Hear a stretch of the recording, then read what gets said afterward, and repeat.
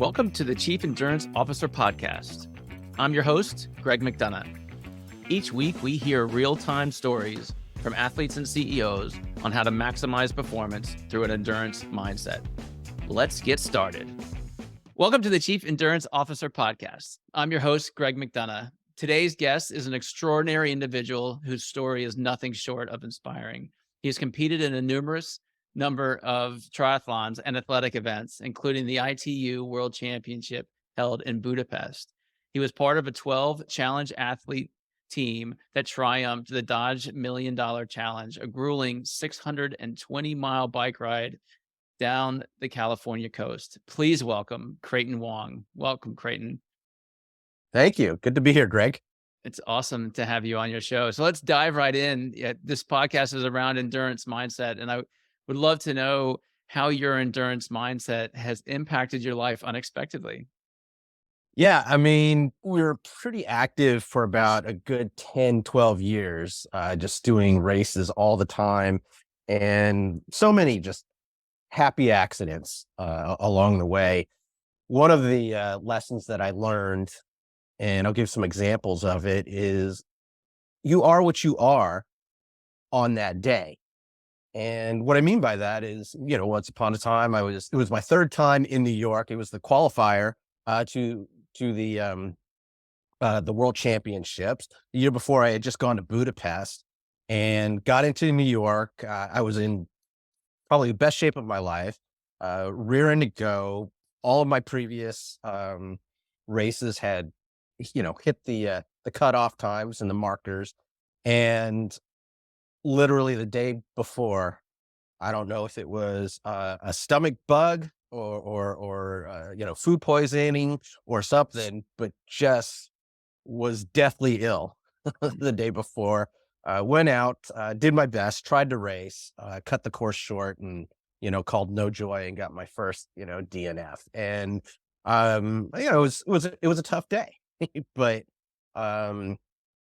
when I put it against the backdrop of all the other races, all the other joy that I got out of racing, we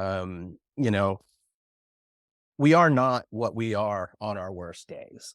And so that was just something I, had to learn the hard way, because I am somebody who tends to be very hard on himself and tend to beat myself up for because that was the qualifier in China.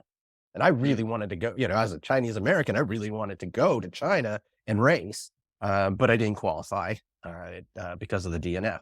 The other story I'll give on that is we were doing Escape from Alcatraz, and, I had a couple challenge athletes buddies of mine, and boy, we absolutely crushed the swim, jumping off the barge right outside of Alcatraz and going down, by the Marina Green. I think my buddy Mohammed got out there in about a half an hour. I was like 32 minutes, and the great one-arm Willie was 33 minutes. I mean, we were flying, and that's I think they clock it at 1.5 mile swim. And so, but really what it was we just had a great current that day. Because I went back, I can't remember, it was either a year or two, and this time I was in support. So I was helping a friend of mine, Deborah, when she exited the water, because as one-legged guys and gals, we need a little help getting out of the water. And I remember sitting on the beach, and I was like, where are these guys?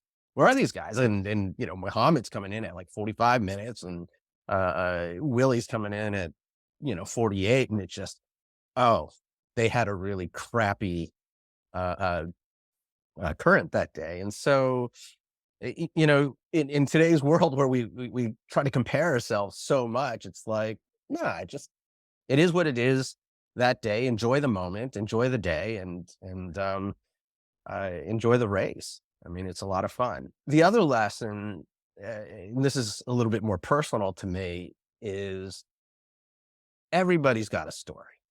And that's what I loved about triathlon, para-triathlon. I got a lot of attention as a guy running around as an above knee amputee, missing some fingers, maybe even some marbles in the head. It just a lot of attention, because the struggle for me to just make it to the starting line And then to actually hurdle my body through swim, bike, run, and cross the finish line, the challenges are very apparent, right? Like they're just out there. And but what I always remember is that I loved the morning when you're setting up, you're getting your bike, your nutrition, in my case, prosthetics, all set up in the transition area. And I always took a moment to look around, and I was always curious, like, why would you do this? Why would you wake up at 3, 4 in the morning in the freezing cold and, come out and put your body through this? And, so some people, they were overweight and never did anything athletic. And so this was their challenge to themselves to show that they can do something. Or maybe they've never done anything athletic. You had the team and training people who, uh, a lot of times racing for a friend that either had cancer or had fallen from cancer. Like there were so many stories out there, all the challenge athletes, like, trying to overcome the daily struggles and challenge ourselves and overcome those challenges. I just wish that, I mean, here I am getting, written up in the local newspapers and stuff. And I'm like, I wish I could have a bio on everybody and just understand like what motivates you to do it, because there's only a handful of people that were there to win, right? There's only so many people who can, actually have a realistic chance of crossing the finish line first. Everybody else is just doing it for a personal reason. That's so well said. So I'm curious, when we turn that question back to yourself, what was your what is your motivation? What was your motivation in those past races? What got you the bug to do these endurance races? I always felt like for all the challenges, I was a pretty decent athlete, and I loved competing. Um, Basketball was the sport that I really loved, and boy, you just give me a ball and a hoop and inside a gym, and I didn't even need another person. I could just spend hours there, shooting around. So as the story goes, I mean, whether you call it God or the universe, like, he really wanted me to do triathlon, because I'm sitting there minding my own business on a Saturday and flipping channels, and the next thing I know, I'm watching the Hawaii Ironman. And in that Hawaii Ironman, there was this above knee amputee by the name of Sarah Reinertsen, who kind of had a stump a little bit like mine. And she was running around trying to complete the Hawaii Ironman. And, and then she failed, and she didn't get it done. And, of course, I mean, you can't watch the Iron Man shows without sobbing, right? With like the Hoyts and stuff like that. But anyway, and so ain't no never mind. Didn't do anything about it. Um, and then a year later, I'm minding my own business, hanging out on a Saturday, in my apartment, and I'm not looking for this show. But this show comes back up again, and this was the second year. Sarah had come back with her unfinished business, and she got it done. And, I'm just like, all right, I think somebody's trying to tell me something here. And so jumped online, and I mean, it was just amazing. Like the next thing I know, I'm talking to a guy at OSER, and he's like, hey, you got to talk to the Challenge Athletes Foundation. And 2 weeks later, I'm literally at a run clinic down in Del Mar meeting Sarah Reinertsen. Wow. Like, it's crazy, right? Like how fast it just happens unwittingly. And I was hooked. I mean, you have to understand it at the time. I don't really know how old I was. I was probably early 30s, I think, and I had never ridden a bike before. Like, we had tried as kids, but we didn't know what we were doing and couldn't get it done. And so I'm learning to ride a bike for the first time, and that was exhilarating and exciting. Just have that freedom to be able to just bike all over the place. Um, hadn't Never had a running blade, and you know, it was just so much fun. Mhm. And then it came down to, let's keep doubling down and just see how far we can push this thing. like, how far can we go with this? Like how good are you or are you not? I mean, and so it just became, partly just a personal thing to see how far we could take it. A lot of opportunities came up through racing, through the Challenge Athletes Foundation, where I had an opportunity to really make a positive impact on other up and coming challenge athletes. Seeing a challenge athlete at a triathlon was still not the norm. There were a lot of times that I was the only one, and I have to call the race director, a week before at least, and just be like, "Hey, this is my situation. You know, yeah, I don't need a lot, but I just, I need a chair outside, and then I'll bring my own handler and all that kind of stuff." That was very rewarding too, because growing up as somebody who never had a mentor with, a physical challenge, I just running around life trying to figure it out on my own.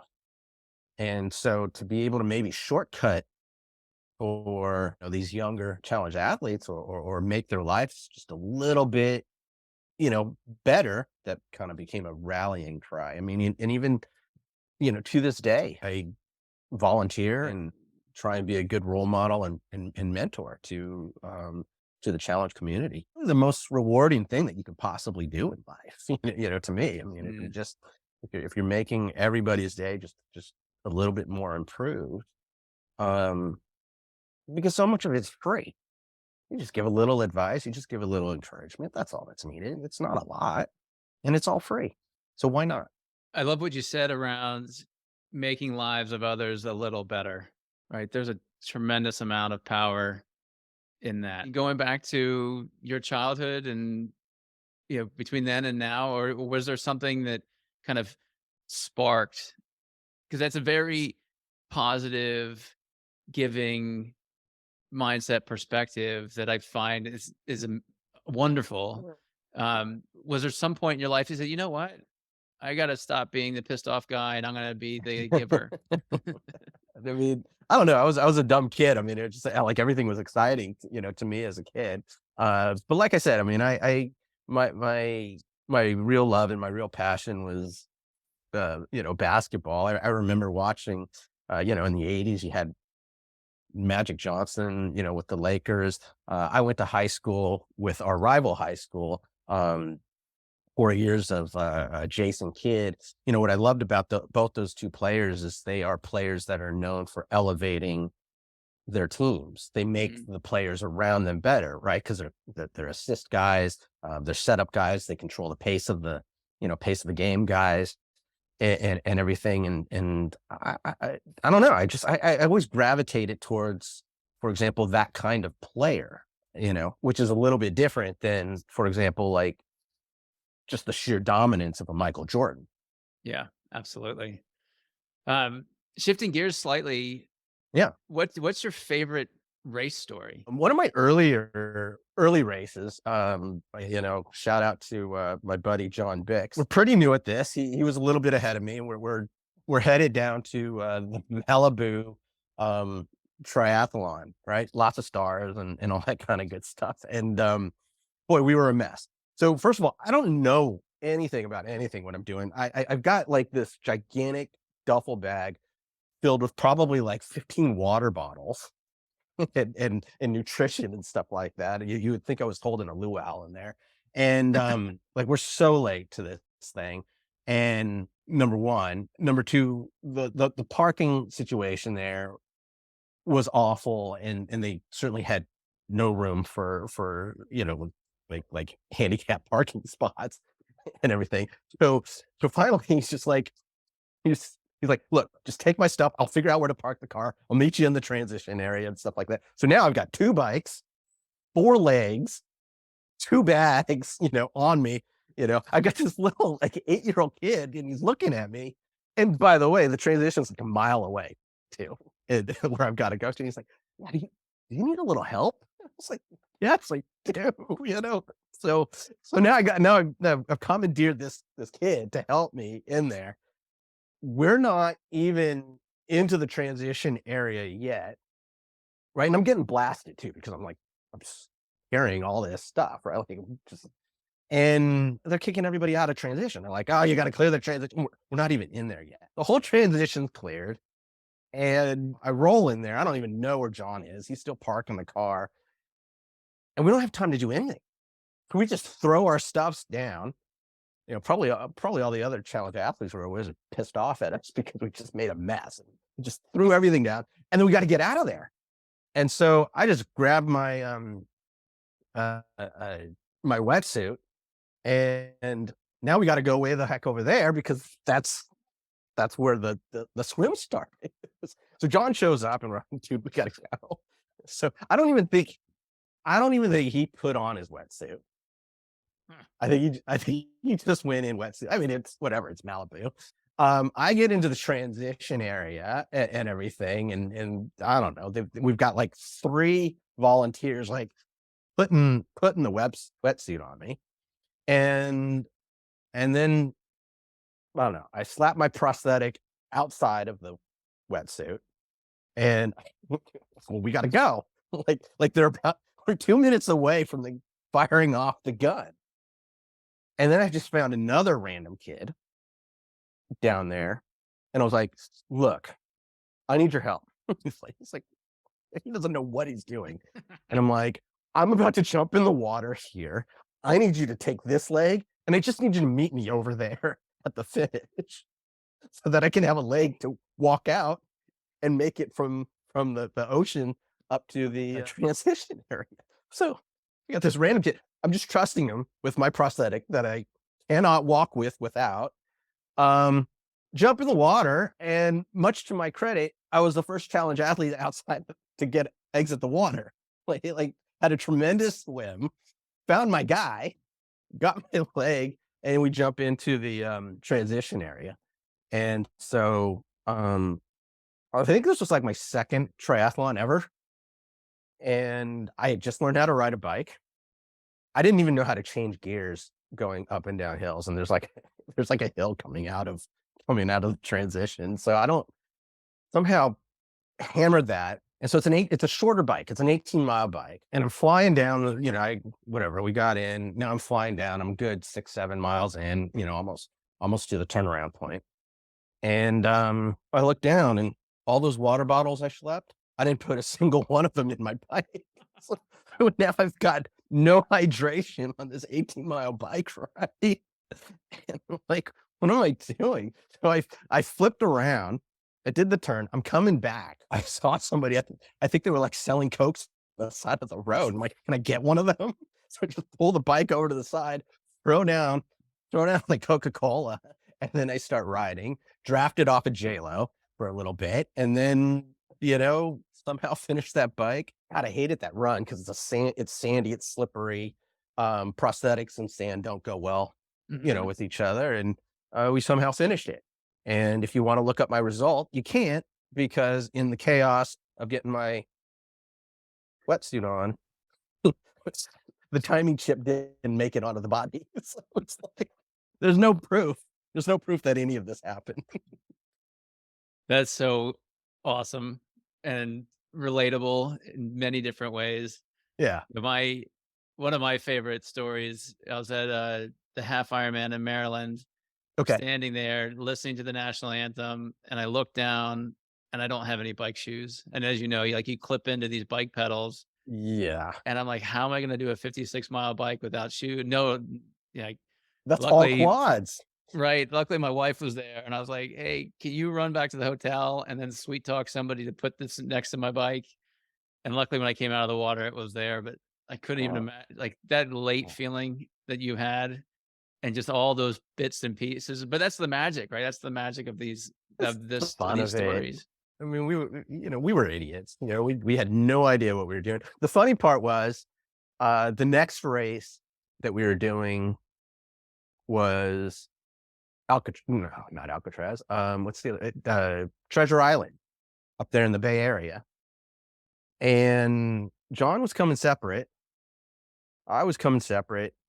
But based on what happened in Malibu, we were literally the first 2 athletes to show up at the race. Of course. Like we weren't going to do that again. So, Creighton, thousands of people must come to you and say, "How do you do it?" What's your response? What tends to be your response to that question? How do you do this? I mean, I was only half joking about missing a few marbles. I mean, it does take a little bit of, of craziness, but, yeah, I mean, there's so many reasons why. I mean, you could sit there and talk about, just the challenge, the personal challenge, maybe even a little bit of responsibility to the next generation. I mean, ridiculous. These kids that were kids when I was doing it, like they're all grown up, they're all faster, they're bigger, stronger, faster. Yeah, hopefully you sit there and go like, oh, we did something to help them along. Um, and everything. Some of it's just the rush. I mean, it's such a rush to do it. You literally just get high every time. And, and some of it's the community and the camaraderie. I mean, one of my favorite things was always to, every Tuesday night, I'd head over, to, to the parents' house because, Pac West Athletics had their, track training down at, Piedmont High. And so, that was Tuesday night. I'd head over there, go to track training, and then, have dinner at the parents, and like that was a lot of fun, both from the community standpoint, see some family, and all that kind of good stuff. So it was just a great, overall lifestyle. I think that, one of the other things that I really liked about racing was the triathlon community is just so supportive. Like everybody just has that can do attitude. So it makes it really easy for you not to slip out of ever having that can do attitude. I remember I was just at a clinic. I was at a clinic, Escape from Alcatraz. This is before I had my prosthetic, right? So I just learned, about the Talons Athletes Foundation. I didn't have any of the gear to start running. So I just showed up, right? And she's meeting me for the first time. And she's like, if you need anything, if you need to get into a race, you need to, need support at a race. She's like, you just call me. You just call me and you let me know. We'll get you taken care of. I mean, it was like, I'm not even ready to race. Like I can't, like I haven't even learned how to ride a bike yet. Mm. And just the openness and the kindness was very overwhelming. Take us back to your childhood. Tell us your story. Like, give the audience a little bit more understanding of who you are and what you've been through. Yeah. So I'm what's referred to as a congenital, amputee, which is fancy for saying I was born like this. There were tough things as a kid. I mean, I remember we would have to drive out all the way into the depths of San Francisco to go, see my original prosthetist out there. And it was a long trek. The technology wasn't anywhere close to what it is now, right? Like, I mean, now we got like microchip, microprocessor knees, and everything. And there it was basically just like a door hinge Mm. that would flatten out at 180 degrees. And literally like when you grew, right? Because I was a kid, you grow and it's like, oh, they just put the boards, you stand on the boards, and they measure you. Okay, it's you're a quarter inch taller, and then they would literally just shove a quarter inch piece of wood into the leg to make it longer. I mean, that's how they did it back then. And so just the old school technology, just like it's come so far. And then, boy, I think it was fourth grade. It was fourth grade and summer after fourth grade. And then I had a pretty major surgery. My stump, it was kind of curved like a sickle. And so what they wanted to do was basically break the bone and reset it so that it would be straighter and longer. The purpose behind that being that if it's a longer lever, you have more control over, and then also by having it straighter, much easier to build prosthetics around that. But that also meant that here I am at the height of my childhood powers wanting to run around the entire summer. And I literally spent the entire summer in a body cast. The good fortune about it was, I grew up with a lot of great kids and classmates and neighbors. And so, uh, unfortunately, the summer wasn't boring. Somebody was always coming over to hang out and, play cards, play video games, have lunch, or what have you. So it certainly wasn't a lonely, sad summer or anything like that. But but boy, just to be cooped up like that when you've got a lot of energy to burn as a fourth grader was very was very tough. And then yeah, and then like I said, I love, I always loved sports. Um we would go down after school, whether it was grade school or high school, and um come back from high school.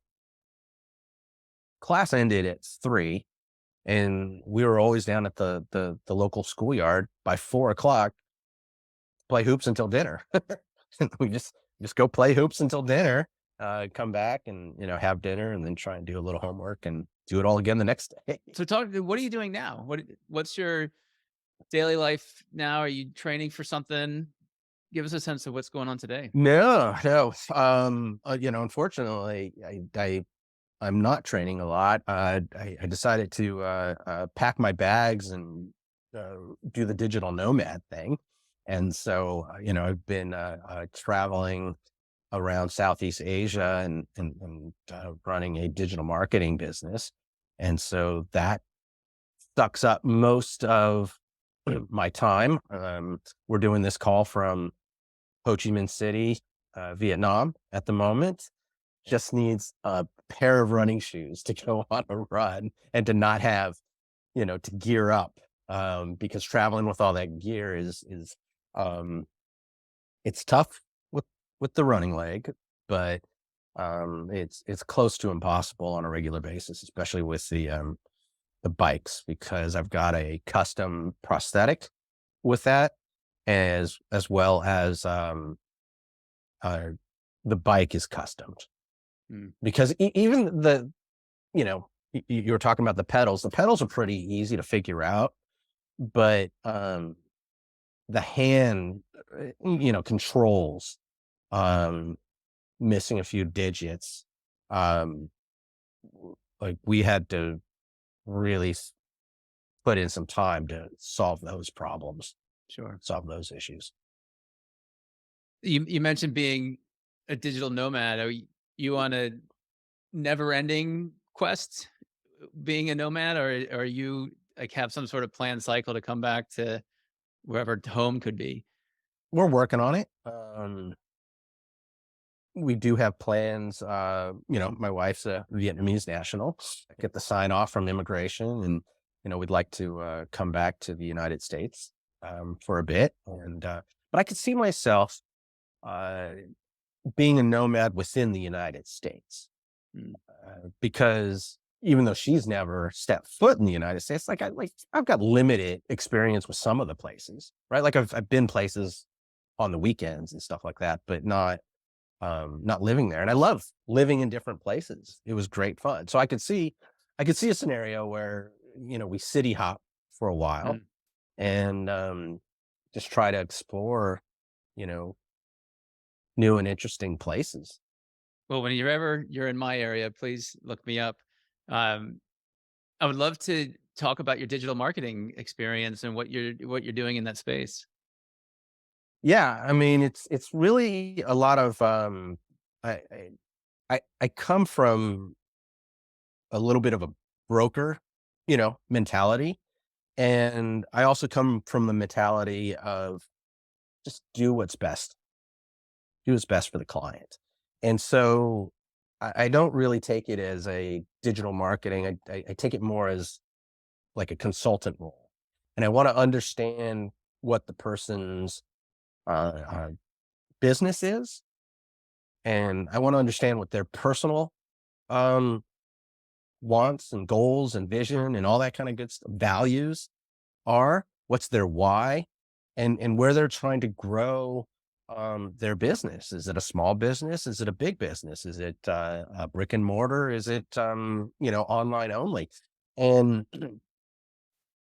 and so I get really intimately involved in understanding the business side of things. And then from there, um, I educate them on the different solutions that I think would be valuable to them.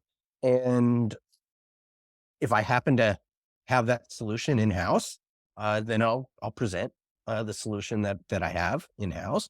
Um, but I've also just created this incredible network of partners that if I think one of my partners is a better solution, they're like, let me introduce you to this guy. Like I think this is going to be a better fit because um, he specializes in your sector with exactly what it is you're trying to do. And he's created products surrounding exactly what it is you're trying to do. Mm-hmm. So I think it would be more valuable for you to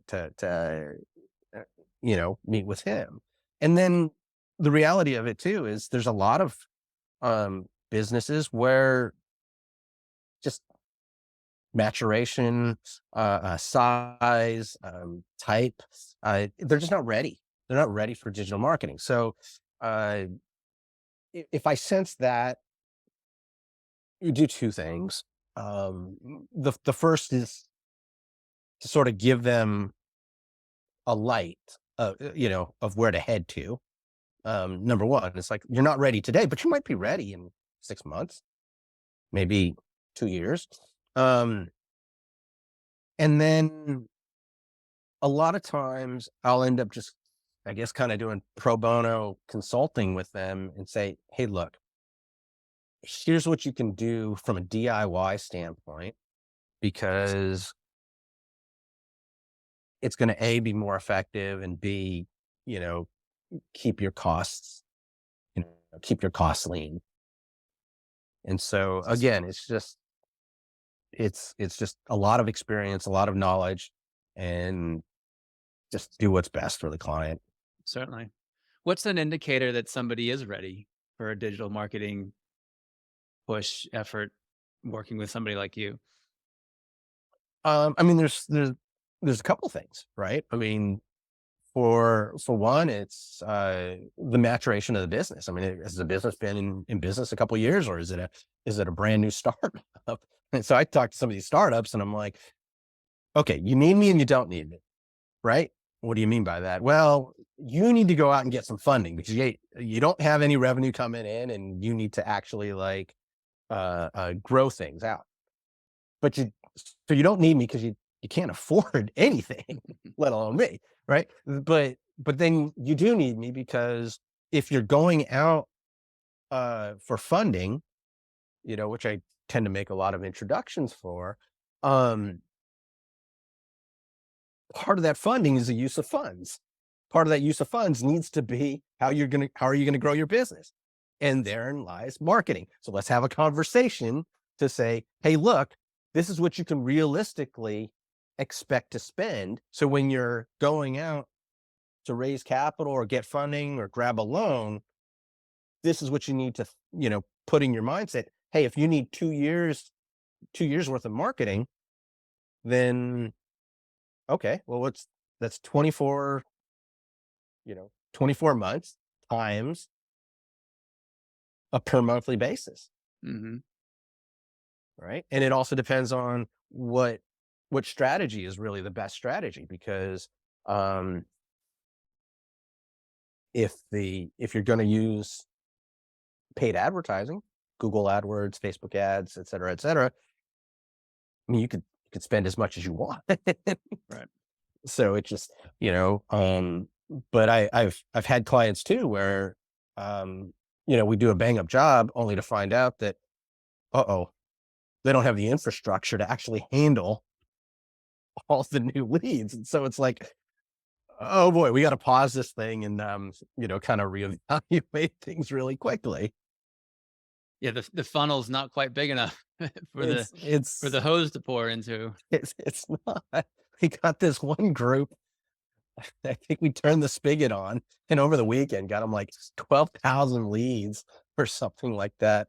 And they're like, yeah, we need Like, we need to shut this thing off, number one, because it's going to take us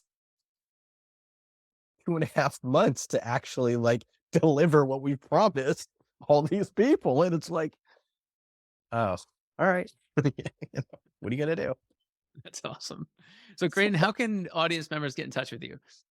I'm easy to find, but I'm on LinkedIn all the time. So you just type in Creighton Wong, or I mean, I think it's just linkedin.com/Creighton Wong. So, if you want to reach out to me and say, hi, I Personalize it. found you on Great, it's like, I don't know where you're coming from. We'll include, links to your socials and your LinkedIn profile. Yeah. Well, Creighton, it's been great having you on the show. I love your positivity, and our conversation around doing just a little bit more for others, and how that sort of lifts us. I also appreciated what you said early on about you are what you are on race day, and it's not about all the conditioning. It's not about your training. It is who you are when you toe that first line, you toe that starting line, and whatever conditions are there or how you feel. It is what it is. Yeah. And that Yeah. really changes mindset of allowing you to sort of enjoy the day when it's not your personal best. And so I appreciate those insights. Yeah. And a Just message. let it unfold, I mean, and I think we all, definitely myself, I'm preaching to myself right here, is saying that, to try and be a little bit more present minded and enjoy the moment. Very well said. And to our audience, there's a lot of great content and value out of our conversation today. And we ask that you share that with your friends and your family. Spread the word for this podcast so it can grow, so that others can be influenced and touched by this positive energy. So again, Creighton, thank you again for your time and energy and your storytelling. It's great connecting with you, and I look forward to seeing you someday soon. Thank you. Absolutely. Yeah. Yeah. Maybe we'll I'll dust off the old prosthetics, and we'll do a race, line up on Uh, race day someday. I'd love that until you kick my butt, but that's okay. We'll see. These bones are getting old. That's a whole other podcast. Exactly. Exactly. Thank you for tuning in to the Chief Endurance Officer Podcast. To hear more inspiring stories and strategies around the endurance mindset, be sure to subscribe below or visit us at chiefenduranceofficer.com. Until next time, keep pushing those limits